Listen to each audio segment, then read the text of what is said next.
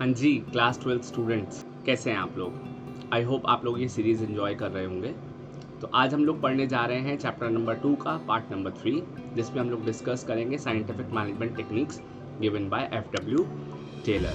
तो just in case अगर ये टेक्निक स्कूल में पढ़ने से रह गई हैं या समझ में नहीं आई हैं या फिर आप रिवाइज करना चाहते हैं, तो चलिए आइए मिलकर रिवाइज करते हैं।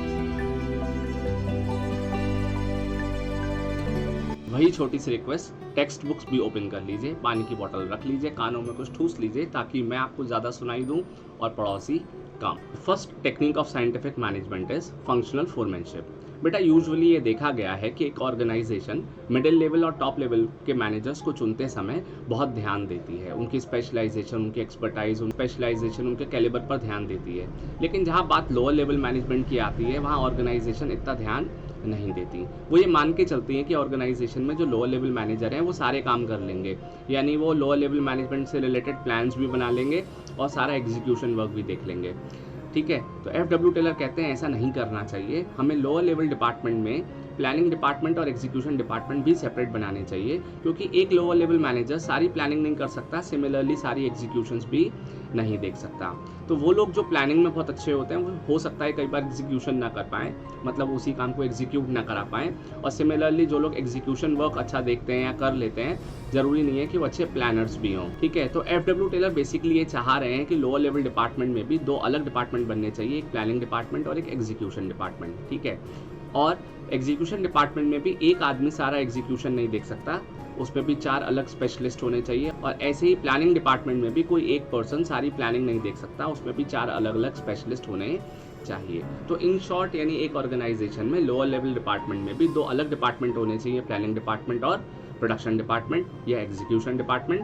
प्रोडक्शन डिपार्टमेंट में 4 अलग बॉस होने चाहिए और प्लानिंग डिपार्टमेंट में 4 अलग बॉस होने चाहिए। तो जो 4 बॉसेस की बात करी है एफ.डब्ल्यू. टेलर ने प्लानिंग डिपार्टमेंट में, उनकी वर्किंग क्या क्या रहेंगी। सबसे पहला है रूट क्लर्क। रूट क्लर्क क्या है? ये वो प्लानर है जो बेसिकली प्लान करेगा कि कोई भी प्रोडक्शन का सीक्वेंस कैसा रहेगा, यानी अगर कोई चीज़ बननी है ऑर्गेनाइजेशन में तो किस सीक्वेंस से बनेगी। जैसे एग्जांपल, अगर फर्नीचर बनना है तो उसका सीक्वेंस क्या होगा। Next is instruction card clerk. अभी इंस्ट्रक्शन कार्ड क्लर्क क्या करेंगे, ये बेसिकली हर सीक्वेंस पे क्या क्या इंस्ट्रक्शंस फॉलो होनी है उन इंस्ट्रक्शंस का प्रिपेयर करेंगे। ठीक है, इसके बाद time and cost clerk. Time and cost clerk basically ये कोशिश करेंगे कि एक ऑर्गेनाइजेशन में पर यूनिट को बनाते समय कम से कम टाइम लगे और कितनी कॉस्ट आई उसकी एक शीट प्रिपेयर करेंगे, यानी पर यूनिट कितना टाइम लग रहा है और कितनी कॉस्ट इन्वॉल्व हो रही है। इसके बाद में डिसिप्लिनरी होंगे, ये वो लोग होंगे जो कि ऑर्गेनाइजेशन में डिसिप्लिन मेंटेन करेंगे और जो भी वर्क है उसमें ऑर्डरनेस फॉलो हो। तो जैसे प्लानिंग में 4 इंचार्जेस हैं, वैसे ही प्रोडक्शन में भी 4 इंचार्जेस होंगे, जिसमें सबसे पहला एक स्पीड बॉस। अब ये स्पीड बॉस क्या करेगा, स्पीड बॉस कोशिश करेगा कि ऑर्गेनाइजेशन में जो भी काम हो रहा है वो स्पीडली हो सके। इसके बाद gang boss. Gang boss basically organization में जितनी भी रिसोर्सेज हैं उन सारी रिसोर्सेज को हमेशा अरेंज रखेगा ताकि ऑर्गेनाइजेशन में कोई भी डिलेज ना हो। फिर है रिपेयर बॉस। रिपेयर बॉस क्या करेगा, जो भी मशीन टूल्स इस्तेमाल होती हैं वर्किंग करने में उन सारी मशीन्स को हमेशा वर्किंग कंडीशन में रखेंगे। इसके बाद है इंस्पेक्टर। इंस्पेक्टर क्या करेगा, inspector is responsible for maintaining quality of work, यानी ये क्वालिटी चेक करेंगे। चलिए तो अब बात कर लेते हैं कीवर्ड्स की जो आपको हेल्प करेंगे एक केस स्टडी में सही टेक्निक्स को आइडेंटिफाई करने की। तो जस्ट इन केस अगर आपको किसी केस स्टडी में इनमें से कोई भी कीवर्ड्स दिखाई देता है तो आपको ये ऐसा लग जाना चाहिए कि एक जो केस स्टडी है वो फंक्शनल फोरमैनशिप की बात कर रही है। सबसे पहला है अपॉइंटमेंट ऑफ स्पेशलाइज्ड पर्सन। देखो अगर किसी केस स्टडी में आ रहा है कि अपॉइंटमेंट ऑफ स्पेशलाइज्ड पर्सन, यानी कुछ स्पेशलाइज्ड लोगों को आपको अपॉइंट करना चाहिए, तो यहाँ पर फंक्शनल फोरमैनशिप आंसर हो सकता है। Separation of planning and execution. तो देखो यहाँ पर लोअर लेवल डिपार्टमेंट में 2 अलग अलग डिपार्टमेंट बनाने की बात अगर हो रही है प्लानिंग और एग्जीक्यूशन की, तो वो भी फंक्शनल फोरमैनशिप होगी। Based on elementary principle of division of work.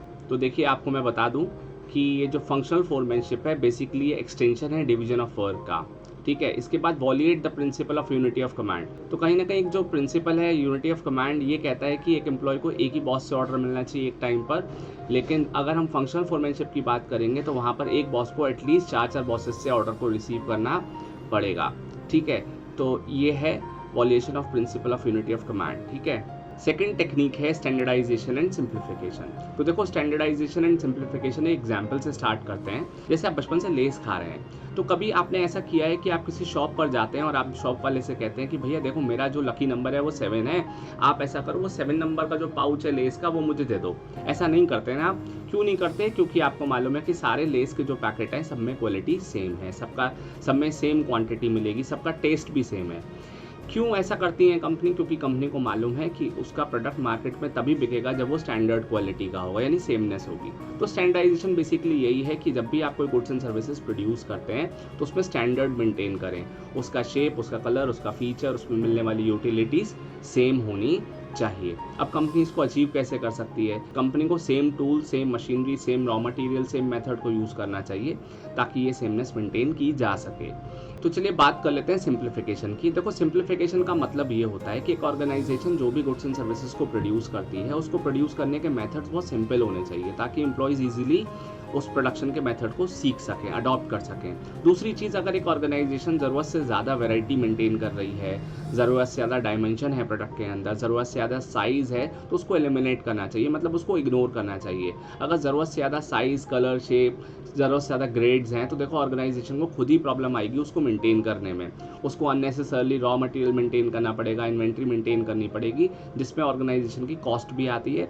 और ऐसा करने से कहीं ना कहीं स्टैंडर्डाइजेशन को फॉलो करना भी कई बार मुश्किल हो पाता है। ठीक है, तो ऑर्गेनाइजेशन को अननेसेसरली प्रोडक्ट की वैरायटी, साइज और डायमेंशंस मतलब मेंटेन नहीं करने चाहिए। This is called simplification. चलिए बात कर लेते हैं कीवर्ड्स की। अगर जस्ट इन केस ये कीवर्ड्स आपको केस स्टडी में मिलते हैं तो आपको आइडिया लग जाएगा कि ये केस स्टडी जो है वो बात कर रही होगी स्टैंडर्डाइजेशन एंड सिंप्लीफिकेशन की। तो सबसे पहला है इसमें bring uniformity.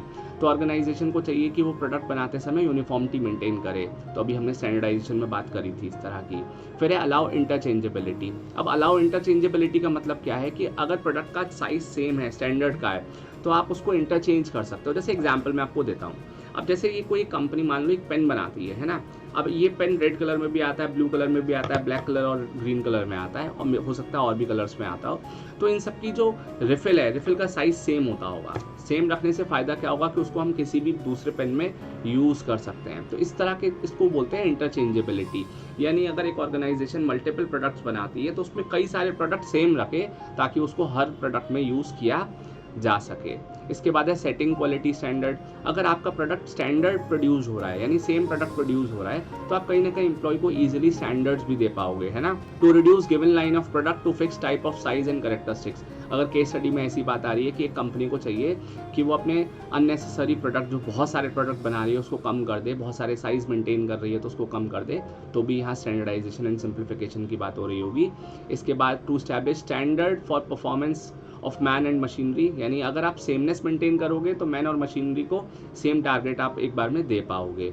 Eliminating unnecessarily varieties. अगर ये भी बात हो रही है केस स्टडी में तो भी आपको समझ जाना चाहिए कि यहाँ बात हो रही है standardisation and simplification. Third study है वो है मेथड स्टडी। अब देखो मेथड स्टडी बेसिकली क्या कहती है कि एक ऑर्गेनाइजेशन को चाहिए कि वो बेस्ट मेथड को चूज़ कर ले किसी भी काम को करने का। अब जैसे हम जानते हैं किसी भी काम को करने के कई सारे मेथड हो सकते हैं।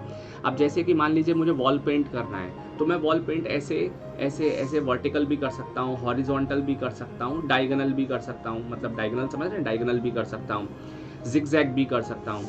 तो अभी ऑर्गेनाइजेशन को अब सब तरीके से वॉल पेंट करेगी तो फिर तो बड़ी प्रॉब्लम आ जाएगी। तो यहाँ पर ऑर्गेनाइजेशन को चाहिए कि वो एक बेस्ट मेथड को चूज़ कर ले। वो ये देख ले कि भाई अगर वर्टिकल पेंट करते हैं या हॉरिजॉन्टल पेंट करते हैं या डायगोनल पेंट करते हैं तो उनमें से कौन सी स्थिति में ऑर्गेनाइजेशन का सबसे कम खर्चा आएगा और एम्प्लॉयज़ को ईजिली ट्रेनिंग दे पाएंगे, तो उस मेथड को वो कॉमन मेथड बना ले। इसके अलावा दूसरा एग्जाम्पल है, जैसे मान लो आपकी शू मैन्युफैक्चरिंग कंपनी है और शू मैन्युफैक्चरिंग करते समय आपको पता चल रहा है कि शू को मैन्युफैक्चर तो किसी एक प्रोसेस को दो तरीके से किया जा सकता है। उस प्रोसेस को मैनुअली भी किया जा सकता है और मैकेनिकली भी किया जा सकता है, मशीन से भी किया जा सकता है। तो अब ऑर्गेनाइजेशन ये देख ले कि मैनुअल और मैकेनिकल में कॉस्ट का कितना डिफरेंस आ रहा है, कौन सा चीज़ ज़्यादा ड्यूरेबल होगी, उसको वो कंपनी एक कॉमन मेथड बना ले। मेथड स्टडी के कीवर्ड्स क्या होंगे? Find the best way of doing the job. अगर ऐसा कुछ आता है तो वो कीवर्ड किसकी बात कर रहा होगा? मेथड स्टडी की। इसके बाद बात करते हैं कॉन्सेप्ट ऑफ असेंबली लाइन।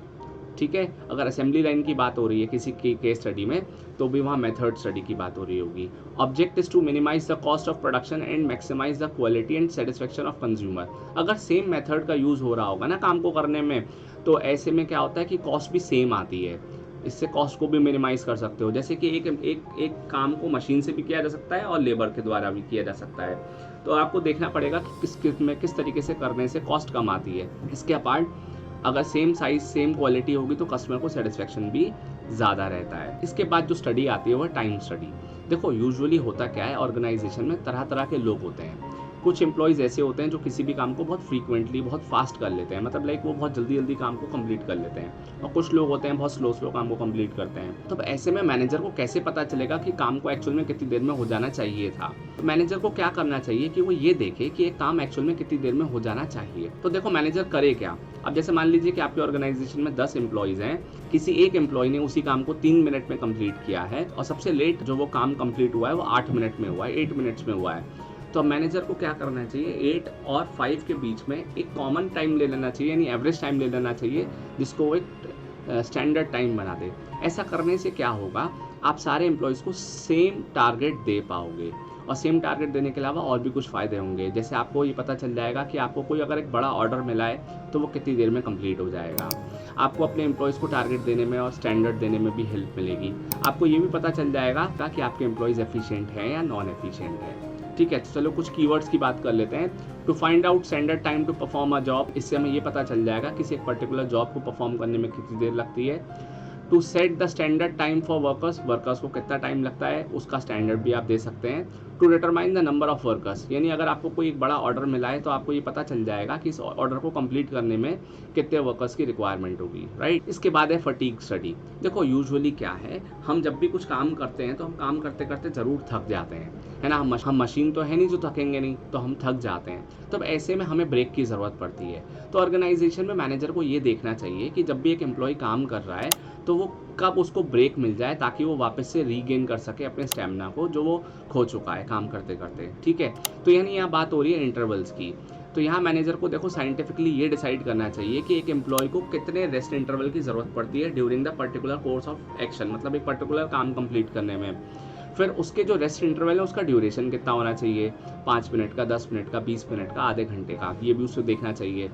फिर उस रेस्ट इंटरवल की फ्रीक्वेंसी क्या होनी चाहिए। फ्रीक्वेंसी का मतलब एक रेस्ट इंटरवल के बाद जब उसको दूसरा रेस्ट इंटरवल मिले तो उसके बीच में कितना टाइम गैप होना चाहिए। तो मैनेजर को ना बहुत साइंटिफिकली उसके पूरे काम को ऑब्जर्व करना चाहिए, और फिर वो ये देखे कि ये एम्प्लॉय कब थक जाता है, ताकि उसको रेस्ट इंटरवल मिल सके तो वो थकेगा नहीं। फिर उसके बाद उसमें कितना ड्यूरेशन उसको देना मिल जाए ताकि वो वापस से रिवाइव कर जाए, काम अच्छे से कर पाए। और सिमिलरली कितने ड्यूरेशन के बाद उसको रेस्ट इंटरवल मिले ताकि वो बिना किसी प्रॉब्लम के अच्छे से काम कर सके। और फैटिग स्टडी के जो कीवर्ड्स हैं, टू सेट रेस्ट इंटरवल, ठीक है, to set the number, frequency and the duration of rest interval, जैसा भी हमने डिस्कस किया कि कितने नंबर ऑफ रेस्ट इंटरवल होने चाहिए, उनकी फ्रीक्वेंसी क्या हो और उनका ड्यूरेशन क्या हो। और रीगेन स्टैमिना, मतलब कोई ऐसी चीज़ जिससे एम्प्लॉयज़ का स्टैमिना रीगेन हो रहा है, तो वहाँ पर भी बात हो रही होगी आपकी फैटिग स्टडी की। इसके बाद आता है मोशन स्टडी। अब मोशन स्टडी क्या है, देखो ऑर्गेनाइजेशन में जब एक एम्प्लॉय कोई काम करता है तो वो बहुत सारे इमोशंस परफॉर्म करता है। अब मोशंस परफॉर्म करने का मतलब क्या है, कभी हो सकता है वो बैंड हो, मतलब बैंड हो, अपने काम को करते समय उसको बैंड होना पड़े, कभी पुश करना पड़े, कभी पुल करना पड़े। हो सकता है कभी उसको स्टेयर्स केस पे ऊपर जाना पड़े, कभी स्टेयर केस से नीचे आना पड़े। तो ऐसे हो सकता है कि एम्प्लॉय को कई बार बहुत सारे इमोशंस परफॉर्म करने पड़ते हैं पर्टिकुलर काम को कंप्लीट करने में। तो यहाँ मैनेजर को चाहिए कि वो ये आइडेंटिफाई करे कि एम्प्लॉय को एक्चुअल में कितने इमोशन परफॉर्म करे during a particular course of action. अब उनमें से ऐसे कौन कौन से मूवमेंट है, कौन कौन से इमोशंस है जिनको हम हटा सकते हैं ताकि वो थकेगा कम। देखो अगर आप उसके कुछ भी इमोशंस को कंट्रोल कर पाओगे तो उससे उसका स्टैमिना बढ़ जाएगा, उससे उसका काम करने की स्पीड बढ़ जाएगी। मेरी बात समझ रहे हैं। इसीलिए देखो एक ऑटोमोबाइल कंपनी क्या करती है, मतलब ऑटोमोबाइल के जो वर्कशॉप होते हैं वहाँ क्या होता है, एक एम्प्लॉय को उनकी सेपरेट टूल किट मिल जाती है ताकि उनको बार बार टूल्स लेने के लिए कॉमन प्लेस पे नहीं जाना पड़ता। अब उनकी सबकी सेपरेट टूल किट होती है और टूल किट में भी व्हील्स लगे होते हैं। ये टूल किट आप एक जगह से दूसरी जगह खिसका के ले जाते हैं। तो इससे भी क्या फ़ायदा होता है, ज़्यादा कम मेहनत नहीं करनी पड़ती, इन्हें बहुत कम टाइम में बहुत सारा काम एक साथ कर पाते हैं। तो ऐसा करने से क्या होता है, इनके इमोशंस काफ़ी कम हो जाते हैं। बात समझ रहे हैं। तो यही मोशन स्टडी है। इसके बाद मोशन स्टडी के कीवर्ड्स हैं study of movement like lifting, pulling, sitting, है ना, जिसमें अगर इसकी स्टडी हो रही हो तो यहाँ पर बात हो रही होगी मोशन स्टडी की। To design the equipment, tools, furniture, तो हमें ऐसे इक्विपमेंट, ऐसे टूल, ऐसे मशीनरी, ऐसी कुछ मेथड्स को यूज़ करना चाहिए ताकि एम्प्लॉयज़ के जो टाइम है, मतलब एम्प्लॉय के जो अननेसेसरली मूवमेंट है वो थोड़े कम किए जा सकें। टू एलिमिनेट अनप्रोडक्टिव मूवमेंट, मतलब ऐसी स्टडी करो ताकि एम्प्लॉयज़ के जो अनप्रोडक्टिव मूवमेंट है उनको कम किया जा सके। लास्ट टेक्निक है डिफरेंशियल पीस वेज सिस्टम। देखो एक ऑर्गेनाइजेशन में यूजुअली क्या होता है, हर एम्प्लॉय की अपनी कैपेसिटी होती है काम करने की। कोई किसी काम को बहुत जल्दी जल्दी कंप्लीट कर लेता है और कोई किसी काम को थोड़ा स्लो कंप्लीट करता है। तो ऑर्गेनाइजेशन यूजुअली ये सब चीज़ें देखती नहीं है और एम्प्लॉयज़ को सेम सैलरी दे देती हैं, सबको सेम सैलरी मिल रही होती है। तो इससे क्या होता है कि जो किसी काम को कंप्लीट जल्दी जल्दी कर रहा होता है, मतलब फास्ट कंप्लीट कर रहा होता है, उसको भी एक पॉइंट ऑफ टाइम के बाद ये रियलाइज़ हो जाता है कि मैं काम को जल्दी जल्दी क्यों करूँ, जब सब इतना स्लो स्लो करते हैं तो मैं ही क्यों जल्दी जल्दी काम करूँ। तो ऐसे में ऑर्गेनाइजेशन को चाहिए कि वो सैलरी सबको सेम ना दे, वो सैलरी उनके काम करने के हिसाब से दे। यानी यहाँ सैलरी कैसे मिलनी चाहिए, उनके प्रोडक्शन की स्पीड के हिसाब से या उनके प्रोड्यूस की गई यूनिट्स के हिसाब से, यानी पर यूनिट उनको पैसा मिलना चाहिए। वो एम्प्लॉयज़ जो ज़्यादा यूनिट प्रोड्यूस करते हैं उनको ज़्यादा पैसा मिलना चाहिए, वो एम्प्लॉयज़ जो कम यूनिट प्रोड्यूस करते हैं उन्हें कम पैसा मिलना चाहिए। इससे फ़ायदा क्या होगा, इससे फ़ायदा ये होगा कि जो लोग जल्दी जल्दी काम कर लेते हैं उनको ज़्यादा पैसा मिलेगा, तो वो हमेशा मोटिवेटेड रहेंगे और हमेशा अच्छे से अच्छा काम करने की कोशिश करेंगे, ज़्यादा काम करने की कोशिश करेंगे। दूसरी बात क्या है कि जो लोग कम काम कर रहे थे उन्हें कम सैलरी मिलेगी और कम सैलरी मिलने की वजह से वो कोशिश करेंगे कि उन्हें ज़्यादा सैलरी मिले, तो थोड़ा सा काम की स्पीड को बढ़ा लेंगे और इससे आपको पता चल जाएगा कि कौन एम्प्लॉय एफिशिएंट है और कौन नॉन एफिशिएंट है। तो डिफरेंशियल पीस वेज सिस्टम मतलब एम्प्लॉय को जो उसको सैलरी मिल रही है वो उसकी काम के हिसाब से मिले। कीवर्ड्स की बात कर लेते हैं। स्ट्रॉन्गेस्ट मोटिवेटर ऑफ वर्कर्स, मतलब ये कीवर्ड अगर आता है, कई बार बहुत सारी केस स्टडीज़ में कीवर्ड सेम आ जाता है। तो डिफरेंशियल पीस वेज सिस्टम क्या करता है, वो लोग जो बहुत अच्छा काम करते हैं, तेज तेज काम करते हैं, उन्हें मोटिवेशन देता है क्योंकि उनको ज़्यादा सैलरी मिलती है इसमें। To differentiate between efficient and inefficient worker, ये भी हमने अभी बात करी। और it also violates principle of equity. अब देखो प्रिंसिपल ऑफ इक्विटी कह रहा है भैया सबको सेम सैलरी दो, सबके साथ सेम बिहेवियर करो, लेकिन यहाँ क्या हो रहा है, यहाँ पर हो रहा है कि भाई जो अच्छा काम कर रहा है उसको ज़्यादा सैलरी दो, जो कम काम कर रहे हैं, निकम्मे निकारा है, उनको कम सैलरी दो। तो यहाँ पर कहीं ना कहीं हम वॉलिएट कर रहे हैं प्रिंसिपल ऑफ इक्विटी को। बात समझ रहे हैं। इसके बाद जो नेक्स्ट टेक्निक है वो है मेंटल रेजोल्यूशन। अब देखो मेंटल रेजोल्यूशन हो सकता है आपकी बुक में हो या ना हो, लेकिन अगर नहीं है तो पढ़ लो, अगर है तो भी पढ़ लो। मेंटल रेजोल्यूशन का मतलब क्या है कि एक ऑर्गेनाइजेशन में वर्कर्स और मैनेजमेंट दोनों को ही अपने मेंटल एटीट्यूड को एक दूसरे के लिए चेंज करना चाहिए। यूजुअली वर्कर्स को ये लगता है कि they are underpaid and overburden, मतलब उनको कम पैसे दिए जाते हैं, उनसे ज़्यादा काम कराया जाता है। ऐसे ही ऑर्गेनाइजेशन में जो एम्प्लॉयर है उसको ये लगता है कि employees are good for nothing, इनके सिर्फ कुछ काम नहीं करते हैं और उनको सिर्फ सैलरी से मतलब है। तो दोनों को एक दूसरे के ना एटीट्यूड, दोनों को एक दूसरे के लिए अपना बिहेवियर चेंज करना चाहिए, दोनों को एक दूसरे की इंपॉर्टेंस रियलाइज़ होनी चाहिए। मैनेजमेंट को ये चाहिए कि वो एम्प्लॉयज़ को अननेसेसरली शक की निगाह से ना देखें और उनको अच्छे से अच्छे वर्किंग कंडीशन दें। और सिमिलरली एम्प्लॉयज़ को ना ऑर्गेनाइजेशन के मैनेजर को सपोर्ट करना चाहिए और ज़्यादा से ज़्यादा काम करना चाहिए। हाँ जी, तो अगर आप वीडियो के इस पार्ट में यहाँ तक हैं तो इसका मतलब आपको ये वीडियो पसंद आई है, मेरा समझाने का तरीका अच्छा लगा है। अगर आपको मेरा समझाने का तरीका अच्छा लगा है, वीडियो समझ में आई है, तो गिव मी थम्स अप, मुझे कमेंट कीजिए ताकि मुझे भी अप्रिसिएशन मिले।